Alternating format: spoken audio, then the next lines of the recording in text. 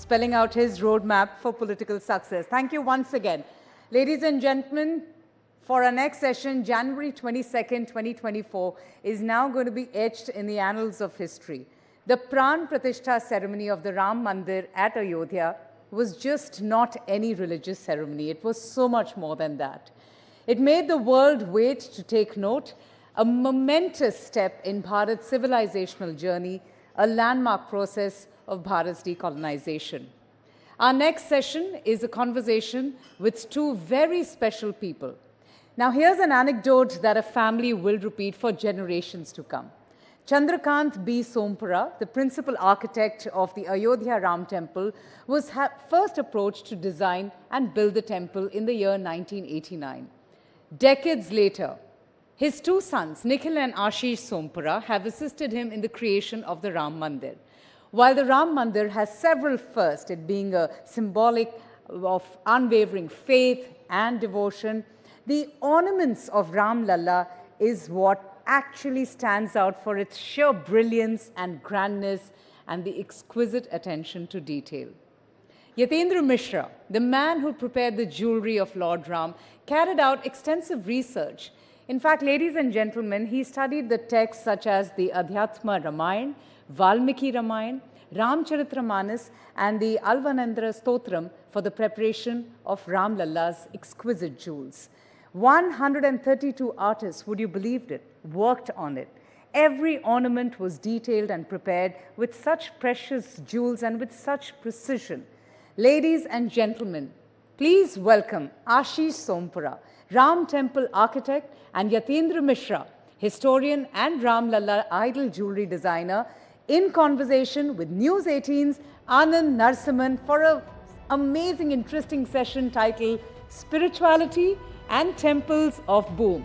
Let's have a huge round of applause for our guests.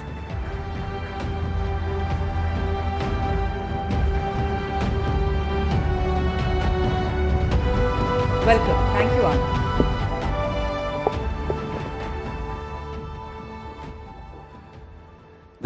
We have the architect and some of the key designers, people who have worked tirelessly. Can we please be a little generous in our welcome on the Rising Bharat Summit? Thank you.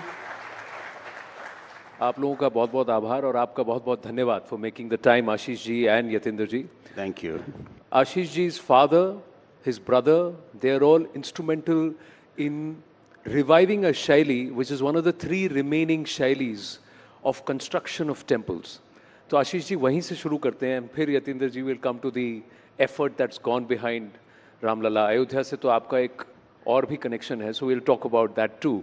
But how important is this Shaili, the Nagara Shaili? Somnath Temple, Akshardham temples, and now Temple of Ram Lalla.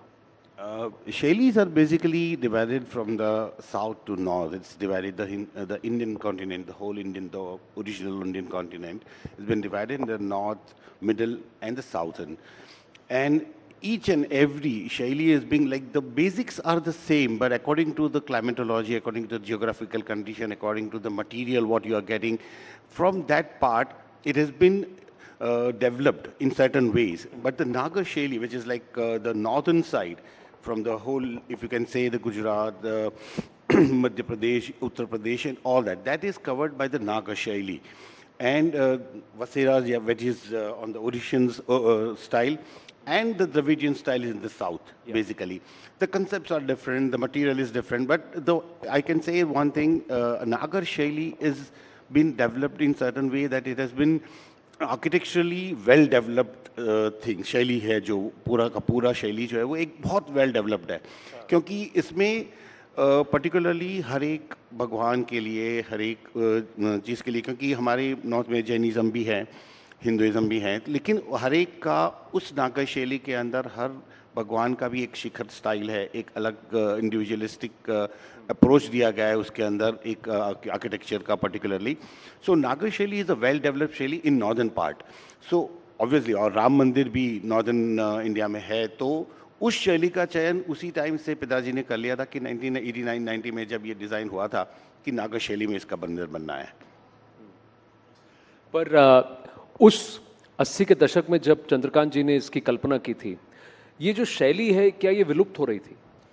नहीं, what has this boom of construction of temples done? इसके पीछे की जो कहानी है, क्योंकि मंदिर तो सबको दिख रहा है, उसके पीछे की कहानी आज हमें बताइए। नहीं, ऐसे विलुप्त नहीं कह सकते हैं, विलुप्त नहीं हुई थी, क्योंकि माय ग्रेट ग्रैंडफादर जिन्होंने सोमनाथ बनाया था वो भी नागा शैली का है। वो एक उसमें भी नागा शैली में भी शांतार प्रसाद और निरंधार प्रसाद अलग से एक शैलियाँ हैं उसमें से, तो वो सोमनाथ टेम्पल भी उन्होंने उस टाइम पे बनाया था, तो विलुप्त नहीं हुई थी, लेकिन प्रैक्टिस बहुत कम थी उस टाइम पे। बहुत फ्यू कुछ फैमिलीज थी, या ऐसा कह सकते हैं कि कुछ लोग मतलब ट्रस्ट थे या वही सब बनाते थे, लेकिन डेफिनेटली राम मंदिर के बाद इसके अंदर काफ़ी कितने कारीगरों ने काम किया है इस पर, रामलला पर? राम मंदिर के अंदर अगर मैं कारीगरों की पर्टिकुलर बात करूं तो कम से कम 5 से 6 हज़ार कारीगरों ने काम किया है। 6,000 कारीगर, 6,000 आर्टिजन्स, वर्कमैन, यानी 6,000 परिवारों की जीविका इस मंदिर के निर्माण से चल भी रही है। डेफिनेटली। और जीविका चलना के ये बहुत मतलब बड़ी चीज़ हो गई अब लोगों को लिए कि अभी मंदिर कंस्ट्रक्शन, टेम्पल कंस्ट्रक्शन इतना ज़्यादा हो रहा है कि पहले क्या था कि मंदिर के कंस्ट्रक्शन कम होते थे तो उनके फैमिली के लड़के जो ये काम करते हैं, क्योंकि ये भी एक जनरेशन के बाद जनरेशन वाला काम था, तो बहुत कम होते जा रहे थे। लेकिन इसके बाद अभी इतना रिवाइव हुआ है कि काफ़ी लोग अभी इसके अंदर आ रहे हैं और इसके काम के लिए मतलब लोग बड़े हैं इसके अंदर काम के लिए। मैं देखने जाऊँ तो कि कारीगरों की जो कमी थी वो भी पूर्ति हो रही है, उसकी पूर्ति हो रही है, तो there are more people turning to this as a profession. तो एक अगर आपको, क्योंकि 108 वहाँ पर पिलर्स हैं, राम मंदिर के हर लेवल पर 108 पिलर्स हैं, तो एक पिलर को गढ़ने में, तराशने में, उसको बनाने में कितना समय लगता है? देखिए, बेसिकली उसमें 2 पार्ट है। एक पार्ट जो है कार्विंग वाला पार्ट जिसको बोलते हैं हम नॉर्मल कार्विंग, और दूसरा पार्ट है उसके अंदर मूर्ति काम। तो मूर्ति काम वाला जो काम होता है वो इंस्टॉलेशन के बाद होता है, क्योंकि वो बहुत फ्रिजाइल हो जाती है, तो उसको ट्रांसपोर्टेशन में तब इंस्टॉलेशन के टाइम पे हम उनको नहीं हैंडल कर सकते हैं, तो वो एक बार इंस्टॉलेशन होने के बाद ऑन साइट वो काम होता है। तो देयर 2 पार्ट जैसे मैंने बताया, तो कार्विंग होके आती है, लेकिन आइकनोग्राफी है वो बाद में होती है। तो पूरा एक कार्विंग वाला सिर्फ हम लोग काम देखें तो उसको ऑलमोस्ट 8 से 10 दिन लगते हैं 2 कारीगरों को कंप्लीट करते हुए। 8 से 10 दिन में बन जाता है सिर्फ कार्विंग? सिर्फ कार्विंग, ओके। मूर्ति काम की बात नहीं कर रहा हूँ मैं। मूर्ति की आप बात नहीं कर रहे? हाँ, क्योंकि मूर्ति काम इंस्टॉलेशन के बाद होता है, तो वो एक अलग पूरा वो एक अलग। यतेंद्र जी एक बात बताइए, राम मंदिर मंदिर ही तो है, ठीक है, केस जीत लिया गया, मंदिर बन गया, why make such a big deal out of it? बहुत लोग ये कहेंगे, what's the importance of this temple? लोगों के एक बात का जवाब देने के लिए शायद मैं यहाँ नहीं हूँ। लोग क्या कहते हैं, इससे राम मंदिर को फर्क नहीं पड़ता। आस्था की बात है, भारत के एक सांस्कृतिक प्रतीक की बात है राम जी की, और जिस आइकोनोग्राफी की आशीष जी बहुत सभ्यता से, बहुत संकोच से बात कर रहे हैं, वो बड़ा कठिन और पेचीदा काम है। क्योंकि एक आइकोनोग्राफी जब डिफाइन होती है, हम सब लोग साथ में उसको देखते हैं जब, तो अगर एक आइडल, एक कोई कथा प्रसंग उसमें चुन लिया गया है, हर मंडप का अलग अलग सिस्टम है कि रंग मंडप, फिर नृत्य मंडप, आगे जाकर गुड़ी मंडप तक जाता है। किस कल्पना के तहत पूरी शास्त्र सम्मत ढंग से राम कथा को जिस तरह से वहाँ दिखाया जा रहा है, तो सिर्फ राम ही नहीं है, रामलला तो हैं ही गर्भगृह में विराजे हुए, लेकिन गर्भगृह की जो परिकल्पना है उसके चारों तरफ जो 10 दिक्पाल बनाए गए हैं वो एंशिएंट फिलॉसफी से लेकर के आए, जो 10 दिशाओं के पालक हैं। तो, और अगर आप ये जरा विवरण बताइए कि where is it inspired from? Is it mentioned? ये पूरे मंदिर में, अगर आप मंदिर पे जाएंगे और बाहर से ही शुरू करेंगे सिंहद्वार से और अंत तक जाएंगे और बाद में परकोटे तक आएंगे, तो करीब भारत के जितने भी प्रकार की जो आइकोनोग्राफी, मूर्ति विज्ञान में माइथोलॉजी का जो पार्ट है, चाहे वो श्रीमद् भागवत महापुराण का मामला हो, अध्यात्म रामायण का मामला हो, रामचरितमानस और वाल्मीकि रामायण है, वो तो मौजूद ही है।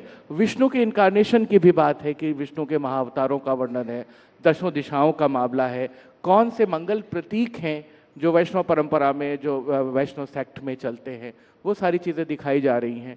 फिर जब परकोटे की बात आती है तो हम लोग एक भारत दर्शन यात्रा जैसा दिखा रहे हैं, जिसमें धर्म, मजहब, पंथ, संप्रदाय से ऊपर उठकर जितने भी प्रकार की बड़ी बातें भारत में हुई हैं, जिन्हें हम टॉर्च बेयरर लोगों की बात कहते हैं, कथाएं कहते हैं, जिनसे प्रेरित हुआ जा सकता है, तो युवा जाकर के उनसे जुड़े और देखे कि हमारे यहाँ याज्ञवल्क और गार्गी का संवाद भी होता था, हमारे यहाँ अष्टावक्र जनक को जाकर के कुछ ज्ञान की बात करते थे।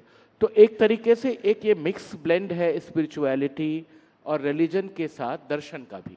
तो भारत जिस रूप में बना है, भारत की जिस रूप में उपयोगिता है, मुझे लगता है कि मंदिर उसको बहुत अच्छे से प्रदर्शित कर रहा है। और जो मैं 10 दिक्पाल की बात की, तो आप जाकर पद्मनाभ स्वामी त्रिवेंद्रम का जो गर्भगृह देखेंगे तो वहाँ भी 10 दिक्पालों की ही कल्पना है। तो सोमपुरा परिवार ने ये काम बहुत अच्छे से किया कि जो पारंपरिक ढंग से हजारों साल की परंपरा में जो नागर शैली का जो बेस्ट आर्किटेक्चर था, जिसका स्पिरिचुअल एस्पेक्ट भी था, उसको हम लोग राम मंदिर में लेकर आए। आशीष जी, राम मंदिर इन अयोध्या, अक्षरधाम इन अक्षर पुरुषोत्तम स्वामी नारायण मंदिर इन अबू धाबी, रॉबिन्सविल में बना है। विश्व भर में अब मंदिर बन रहे हैं। सब काम आप ही करेंगे तो बाकी कौन करेगा? नहीं नहीं, सब जैसे रॉबिन्सविल हमने नहीं किया है, और जो अभी रिसेंटली किया वो भी हमने नहीं किया है। मैं बता दूं, अक्षरधाम जो गांधीनगर का है वो हमारा काम है। और वैसे मैं कह सकता हूं कि हमारा परिवार ब्लेस्ड है कि सोमनाथ से लेके गुजरात के तीनों जो माओ के बड़े मंदिर है, पावागढ़ है, बहुचरा जी है, अंबाजी है, सारे काम हमारे परिवार के थ्रू हैं। वो एक ऊपर वाले का आशीर्वाद ही है कि हम कर रहे हैं। तो यानी इसमें भी अब कंपटीशन आ गया है? कंपटीशन जैसे कंपटीशन कोई चीज़ नहीं है इसके अंदर। बेसिकली सोमपुरा एक हमारा पूरा एक कम्युनिटी है। इस कम्युनिटी में मेजॉरिटी लोग अभी तक इस काम से जुड़े हुए थे। पहले तो सारे के सारे इसी काम से जुड़े हुए थे, लेकिन जैसे बीच में एक क्वेश्चन आया कि जिसमें मंदिरों का काम बहुत कम हो गया, ये हो गया, लोगों को ऐसा लगा कि ये काम करना मतलब पत्थरों पे कार्विंग करना वो थोड़ा नीचा समझने लगे लोग। तो उनके परिवार के लोग फिर दूसरे और बिजनेस में जाने लगे, वो करने लगे। लेकिन हमारा परिवार इससे जुड़ा रहा। तो आपको कभी ऐसा नहीं लगा I don't want to do this, ये हो गया, ये टाइम इज ओवर? नहीं, ऐसा कभी नहीं लगा, क्योंकि हमारे परिवार में जैसे बोलते हैं ना कि बच्चा जब पैदा होता है ना, हम लोग यही देखते आ रहे हैं, पापा को यही बात करते देखते आ रहे हैं, घर में यही चीज़ें होती रहती है, सब किताबें वही पड़ी रहती हैं। तो बचपन से ऑलमोस्ट यही लोगों के दिमाग मतलब यही था तो कि इसको आप एक प्रोफेशन की तरह देखते हैं कि इसको भी आप एक आध्यात्मिक कंट्रीब्यूशन की तरह देखते हैं कि देखिए this is what I am contributing towards Bharat spirituality? इसको कैसे देखते हैं आप? देखिए, आध्यात्मिक तो होता ही है और एक प्रोफेशन भी है हमारा, उसमें भी मना नहीं कर सकते हम लोग, क्योंकि जो हमारी जीविका आती है उसी से आती है। तो हम लोग ये भी नहीं कह सकते कि हमारा प्रोफेशन नहीं है, लेकिन डेफिनेटली एक अटैचमेंट तो होता ही है। जब आप कहते हैं ना कि जब बच्चा जब बड़ा होता है तो उसके सामने जो होता रहता है ना वो उसके मस्तिष्क में छप जाता है। तो यही चीज़ है कि हमारे मस्तिष्क में यही चीज़ें छपती रहती है। तो जब आपके पिता ने उसको बनाया था, दी आर्किटेक्चरल ड्राइंग चंद्रकांत जी ने बनाया, वो समय और था, व्हेन द कंस्ट्रक्शन हैपेंड, वो समय वो दौर कुछ और है। सो डिड यू थिंक कि if I am going to be involved in the construction of the temple, मैं इसे ऐसे बनाना चाहूँगा? कुछ आपने ऐसा सोचा कि आपकी परिकल्पना थोड़ी अलग थी? What is it that you did differently और you did which you felt कि अगर उस टाइम में अगर कोई मंदिर बनता रामलला के लिए तो ऐसे ही बनता? नहीं, देखिए, जो उस टाइम पे पिताजी ने डिज़ाइन किया था वो उस टाइम और उस समय के लिए परफेक्ट था, क्योंकि वो 30 साल पहले उसका डिज़ाइन हुआ था। तो उस समय के हिसाब से उन्होंने जो डिज़ाइन किया था वो पहले गर्भगृह, गुड़ मंडप, नृत्य मंडप और एक सिंह द्वार वही किया था। लेकिन जो 30 साल का जर्नी रहा राम मंदिर का पूरा, उसके अंदर उसको जो मतलब मीडिया से सब लोगों से जो मिला, लोगों की आस्था जुड़ती गई उसके साथ धीरे धीरे, तो जो जब कंस्ट्रक्शन की बारी आई जब उसके बाद में, तो फुटफॉल हम लोग जो सोच रहे थे वो बहुत ज़्यादा बढ़ गया था। तो डेफिनेटली सोल वही है, आप कह सकते हैं कपड़े थोड़े नए बनाए गए हैं, बस दैट्स इट। हाँ, कपड़ों से पता। रामलला कैसे जेवर पहनते हैं, ज्वेलरी या कपड़े पहनते हैं? How did you decide that Yatendra ji? Because Ram ji का वर्णन तो अधिकांश तो वनवास में है, he is in matted locks and you know barely wearing anything, एक उनके राज्याभिषेक से पहले और जब वो बालपन में थे। तो how did you decide how Ramlala should be dressed? बहुत अच्छी बात है आपने पूछा। राम जी का जो एक चरित्र है और जो उनका स्वरूप है वो तो वनवासी राम का ही है कि उसी वजह से वो सबके नायक हैं।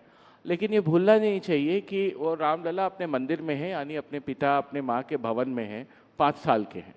5 साल का बच्चा जो अपने पिता के यहाँ है और जो राजकुमार है वो राजोपचार के साथ ही रहेगा। किसी भी बड़े आदमी का, या जो उस जमाने के तो अखंड आर्यावर्त के सम्राट थे राजा दशरथ, तो रामलला का जब कंसेप्ट मुझे दिया गया कि आपको सारी ज्वेलरी के बारे में अवधारणा विकसित करनी है, ये चैलेंजिंग था, लेकिन पूरा ट्रस्ट इसमें इन्वॉल्व था। और श्री गोविंद देव गिरि जी महाराज, उनसे हम लोग इंस्ट्रक्शन लेते थे, और चंपत राय जी उसमें पूरा सहयोग देते थे कि पहले इसकी अवधारणा देखो कि किस तरीके से हम अपने रामलला का श्रृंगार कर सकते हैं। तो श्रृंगार के लिए जो सबसे प्रमुख टेक्स्ट हैं, सबसे पहले तो अध्यात्म रामायण ही, जिसके बेस पर तुलसीदास जी भी अपनी बात करते हैं। तो अध्यात्म रामायण, रामचरितमानस, वाल्मीकि रामायण मेल मुख्य आधार की तरह थे, लेकिन बहुत सारे पदों में, बहुत सारे मंत्रों में, बहुत सारे साउथ इंडियन टेक्स्ट में भी रामलला के श्रृंगार का वर्णन है। यमुनाचार्य जी एक बड़े संत हुए साउथ के, उन्होंने आलवंदार स्तोत्र लिखा, तो वो लक्ष्मी नारायण जी और तिरुपति बालाजी और तमाम जगहों पर उनके श्रृंगार की अवधारणा के हिसाब से वहाँ बताया जाता है। उसमें सारी पदावलियाँ भी ऐसी, तो कुछ उसमें से लेना था, कुछ कवितावली से लिया तुलसीदास जी की। सभी ने सुन रखा है ठुमक चलत रामचंद्र बाजत पैजनिया, तो पैजनी भी पहनानी चाहिए क्योंकि बच्चा है और वो ठुमकेगा, 5 वर्ष का होगा। और कुछ प्रतीकात्मक चीज़ें हैं जो श्री राम को धारण करनी चाहिए। उनके हृदय पर श्रीवत्स चिन्ह बना हुआ है, वो कौस्तुभ मणि धारण करते हैं। अब कौस्तुभ मणि क्या हो? कौस्तुभ मणि एक दिव्य मणि है, लेकिन कौस्तुभ मणि किस चीज़ की बनती है, कुछ ऐसा तो सामने था नहीं। तो उस पर बहुत सारा मंथन हुआ। फिर ये हुआ कि वो सूर्यवंशी हैं, सूर्य का प्रतीक लाल होता है रंग, माणिक यानी कि हम रूबी इस्तेमाल करें तो रूबी और डायमंड के एक बड़े उसमें कटिंग में एक ऐसा मणि धारण कराई जाए, तो इस तरीके से उसकी अवधारणा बनी। ऐसे ही मुकुट की अवधारणा बनी। वैजंती माल पहनाया जाता है भगवान को। वैजंती माल विजय का माल होता है, और जहाँ मंदिरों में आप देखते हैं रंग बिरंगे फूलों के एक बड़े हार होते हैं, तो इसे हुआ कि इसे स्वर्ण आभूषण में निर्मित किया जाए। तो जितने वैष्णव प्रतीक हैं राम जी के, शंख चक्र पद्म गदा, ये सारी चीज़ें उसमें बनाई गई। फिर 5 प्रकार के फूल बनाए गए उसमें। 5 फूलों का कहते हैं कि वो देवता को पसंद है। तो उसमें आपका लोटस था, कमल था, कुंद था, कुंद की माला सरस्वती को भी पहनाते हैं, पारिजात, तुलसी, तो तुलसी पत्र तक उसमें लगाया गया। तो इस तरीके से छोटी छोटी डिटेलिंग हम लोगों ने की उनकी अवधारणा रचने में भगवान की। और जितने भी गहने पहनाए गए, कोशिश की गई कि वो एंशिएंट टेक्स्ट से रेलिवेंस उनका बनता हो। जैसे एक हार होता है जो 4 या 5 लड़का, आज 5 लड़ा 7 लड़ा कहते हैं, उस जमाने में उसे पदिक कहते थे। तो पदिक निकाला गया वाल्मीकि रामायण से। इसी तरह से बाजूबंद को भुजंग कहते थे, तो हमने उसका टर्मिनोलॉजी भी वैसे ही रखी कि कल को कोई इसकी डिटेलिंग करना चाहे, इस पर कोई स्टडी करना चाहे। और ये बहुत बड़ा चैलेंज था। विष्णु के बहुत मंदिर हैं, कृष्ण के बहुत मंदिर हैं, लेकिन श्री राम का मंदिर इस रूप में पहली बार उस तरह से एक अवधारणा थी कि जिस तरह से एक राजकुमार को 5 साल के बालक को पहनाना है। मेरा अगला प्रश्न वही होने वाला था कि बाल कृष्ण के बहुत सारे मंदिर हैं। अब जैसे गोवर्धन है, अब वो श्रीनाथ जी हो गए, Guruvayur in the south, Udupi, तो सब जगह बाल कृष्ण के हैं, पर बाल राम के, जो रामलला के मंदिर ज़्यादा नहीं हैं। राम जी के मंदिर का एक अयोध्या में बड़ा मज़ेदार कंसेप्ट है, बहुत ही यूनिक है। अगर आप में से कोई गया हो, राम वहाँ पर है लेकिन कई रूपों में है। अगर आप कनक भवन में जाएं तो वहाँ दामाद के रूप में पूजे जाते हैं, वहाँ वो पाहुन है। हाँ। तो वहाँ पे उनकी वेशभूषा सन इन लॉ की है। अगर आप वहाँ पर जाएं रतन सिंहासन में, तो वहाँ राजाधिराज राम है। अगर आप रंग महल में जाएं तो वहाँ पर रंगधीर है। तो हर रूप पे वनवासी राम तक अयोध्या में है। लेकिन बालक राम, और बालक राम जिसे अभी पता नहीं कि भी उसका विवाह भी होने वाला है या उसको वनवास भी मिलने वाला है, वो अपने माता पिता के घर में पुष्पित और पल्लवित हो रहा है, अपना उसकी एक पढ़ाई लिखाई हो रही है। पर तो इस रूप में रामलला का मंदिर देखना चाहिए। तो एक दो प्रश्न और है कि सामान्य रूप से पूछा जाता है कि रामलला की जो मूर्ति है, जिसे अरुण योगीराज जी ने गढ़ी, वो काले पत्थर में है और उनका रंग श्याम है। भले ही वर्णन उनका हमेशा श्याम रहा है, लेकिन राम जी हमेशा श्वेत दिखे हैं पूर्व में और उत्तर में उनकी मूर्तियां।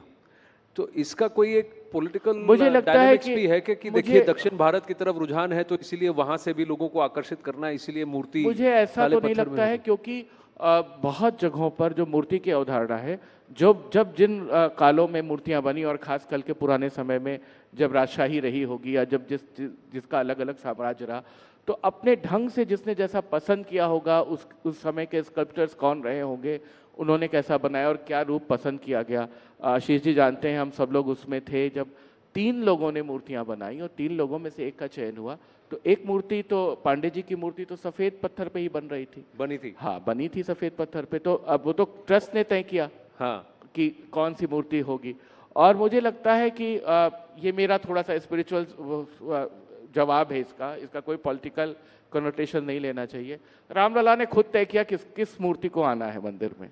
वो प्रभाव ऐसा ही है, क्योंकि किसी भी जो कि जब ज्वेलरी भी बन रही थी, मनीष त्रिपाठी जी ने जब वस्त्र अवधारणा रखी, आप किस भाव से देखते हैं रामलला को, आप अपनी भक्ति में कृष्ण, राम या शिव को किस भाव से देखते हैं, उसी का मैनिफेस्टेशन आपको रिफ्लेक्ट होकर के मिलता है। तो मुझे नहीं लगता है कि इसके पीछे, और जहाँ तक मेरी समझ है, जितना मैं असिस्ट कर रहा हूँ मंदिर के काम में नृपेंद्र मिश्रा जी को या ट्रस्ट को, मुझे नहीं लगता है कि कोई राजनीतिक दबाव कोई रहा होगा या कहीं से किसी ने कहा होगा कि ऐसा करना चाहिए। क्योंकि खुद मैंने मंगल ध्वनि का आयोजन किया था 22 तारीख को, और बाद में श्री राम राग सेवा हुई।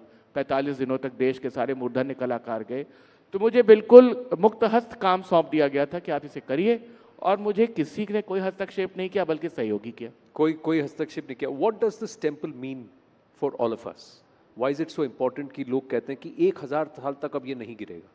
आशीष जी, देखिए, इसके अंदर बेसिकली जो कंस्ट्रक्शन टेक्नोलॉजी है वो हमारी बरसों पुरानी जो टेक्नोलॉजी है, जो स्टोन के साथ दूसरे स्टोन को जोड़ के बनाने की। तो इसमें सलिया, आयरन सब यूज नहीं किया गया? नहीं, बिल्कुल कहा जाता है बहुत कंक्रीट, सलिया सब डाला गया है। ये सब कहने की बातें हैं कि कुछ नहीं। बिल्कुल नहीं। कोई मुझे बता दे कि एक स्टील का टुकड़ा भी डाला गया हो, क्योंकि स्टील को शिल्प शास्त्र में शुद्ध धातु माना गया है।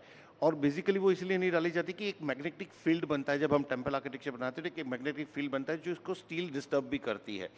और सब लोग जानते हैं कि अगर स्टील कहीं पे भी यूज़ हुआ होता है तो वो 100 साल, उसकी उम्र ज़्यादा नहीं रहती है, 100-125 साल में उसका डिटोरेशन होने लगता है। जबकि ये पूरा नेचुरल मटेरियल, नेचुरल स्टोन से बना हुआ है टेम्पल। और इसके सारे के सारे डायमेंशनिंग जो है वो शास्त्रोक्त रहते हैं। हर एक डायमेंशन गर्भगृह के डायमेंशन के हिसाब से ही उसके डायमेंशंस रहते हैं। लेकिन इसके लिए स्पेशली आई थिंक मैं ये प्राउडली कह सकता हूँ कि ये शायद विश्व का पहला मंदिर होगा जिसका 3D स्ट्रक्चर एनालिसिस हुआ है for 2500 years bye CBRI Roorkee. Wow. So that means, so you are people who believe that Sanatan will exist for 2500 years, because there are others who say कि सनातन को तो अब खत्म कर देना चाहिए। मतलब टेम्पल तो रहेगा, आई डोंट नो बाकी का तो क्या है। टेम्पल तो 2500 साल तक वैसे ही रहने वाला है। टेम्पल रहेगा। Quickly sir, have to wind up जी। मुझे बस ये कहना है, एक डिस्क्लेमर की तरह आपके मन से कहना है कि बहुत सारे लोग बहुत बातें कहते हैं और तमाम बातें कहते रहते हैं। जो रील चलती रहती है, जो पॉडकास्ट चलते रहते हैं, उसमें से आधी हकीकत और आधा फसाना लेकर चला करिए। बहुत सारी जो ग्राउंड रियलिटी है वो बिल्कुल डिफरेंट है और बहुत अच्छे से, बहुत साइंटिफिक ढंग से बन रहा है। कौन क्या कर पाएगा ये तो मैं नहीं जानता, लेकिन असनातन एक विचार है, उसको कौन उखाड़ पाएगा मुझे नहीं लगता। वो परंपरा में ही जाने वाला है, लेकिन मंदिर रहने वाला है और 2-2.5 हज़ार साल रहने वाला है। भगवान को याद करने के लिए शैतान का भी होना आवश्यक है। जी बिल्कुल। Ladies and gentlemen, Ashish Sompura and Yatendra Mishra. Thank you very much. Thank you so much, Anand. Thank you to our guests, Mr. Ashish Sompura and Mr. Yatendra Mishra, for sharing such fascinating